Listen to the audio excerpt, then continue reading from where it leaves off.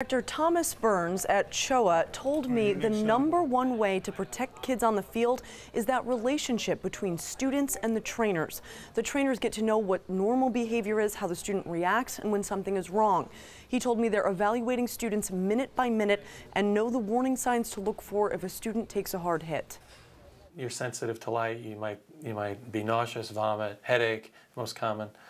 But also things cognitively, where you're thinking a little fuzzy, or you may not remember what happened. He describes that as a change in mental status, but what does that mean? He says if the student starts slurring their words, loses coordination, or loses consciousness.